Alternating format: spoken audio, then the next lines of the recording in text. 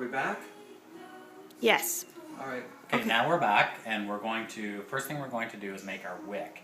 And the reason we're making a wick is because nowhere in Brampton can we find a wick. So nowhere at all. When we were like 10 different places, and it was really annoying. So we Googled and we found out how to make our own wick, but again, it has to be made out of 100% cotton rope of some sort, and it has to be thick enough to go through, what's this thing called? The coupler. It's like a little coupler. To be tight through the coupler. So if I get this open. So it has to be tight to go through the 1/2-inch section of the coupler. So the way we determined that is we folded the rope over a few times until we could figure out what was going to be tight by putting it through, and it works out that it's 5 strands of the rope. So we're going to measure the rope from the bottle, and you're going to go from the bottom of the bottle to the top, and you want to go probably a couple inches above the top of the bottle, and that'll be your first string, and then we're going to cut that off. And as I said earlier, we need 5 strands of it, so we're just going to use that first string that we cut, and we're going to measure out 4 more from that. I have a knot.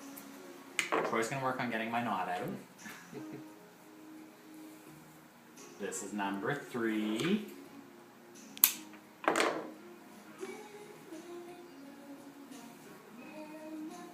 Number 4. Do you need this right now? And number 5. Okay, so set aside the extra rope. Move your wine bottle out of the way and all your pieces.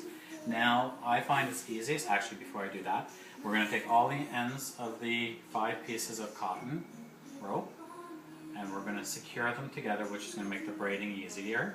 And this is where a helper comes in handy, because you're going to take the twist tie that we showed you earlier, and we're going to secure the top of the strands with a twist tie.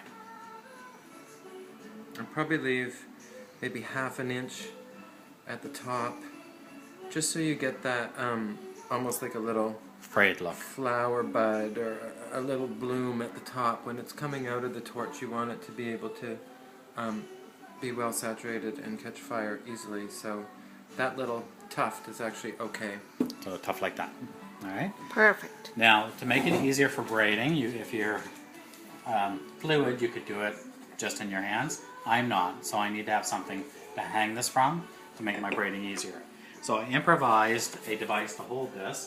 So I found an empty box. Wow, that's a classic flex. Yes.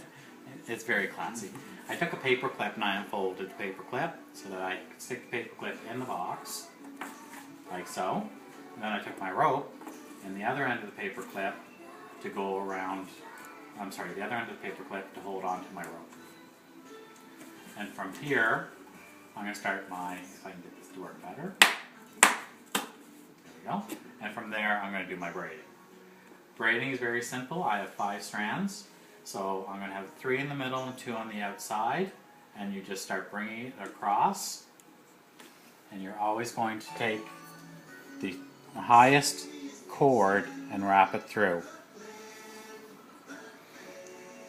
And then you just continue all the way down until you have a full braid.